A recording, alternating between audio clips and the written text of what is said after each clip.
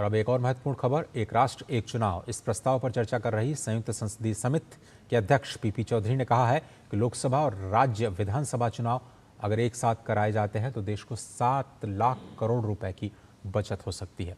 और इस बचाई गई राशि का इस्तेमाल विकास कार्यों के लिए किया जा सकता है।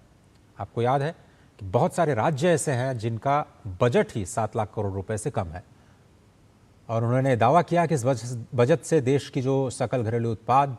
यानी जीडीपी है उसमें 1.6% की बढ़ोतरी हो सकती है। तो सिर्फ एक कदम से अगर आप 7-7.5% पे हैं तो सीधे 9% पर लेकर के जा सकते हैं भारत को। और जो विकास का लक्ष्य हमने 2047 तक तय किया है विकसित भारत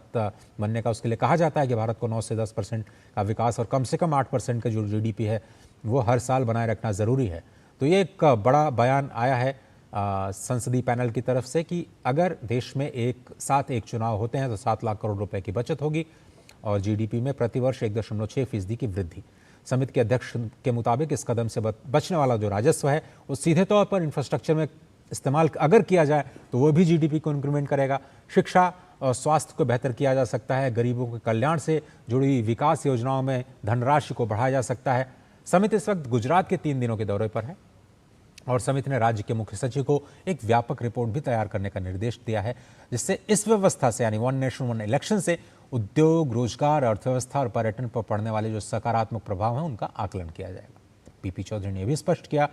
कि देश में 6 पूर्व मुख्य न्यायाधीशों ने भी इस प्रस्ताव को संवैधानिक रूप से पूरी तरह से वैध माना है। समिति का यह मुख्य उद्देश्य है कि सभी पक्षों को, सभी दृष्टिकोणों को सुन करके एक व्यापक राष्ट्रीय सहमति बनाए जिससे देश हित में इस बड़े सुधार को धरातल पर सभी की सहमति से उतारा जा सके।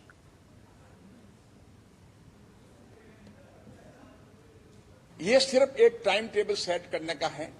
जो कि किसी राज्य को अधिकार कम देना और ज्यादा देने की बात नहीं है। और अर्थशास्त्रियों ने यह भी कहा कि इससे जीडीपी पे 1.6% का फर्क पड़ेगा। अगर 7 चुनाव होते हैं तो 7 लाख करोड़ रुपया देश का बचता है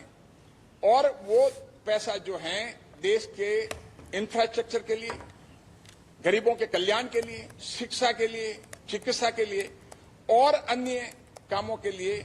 आम जन के काम वो पैसा आ सकता है।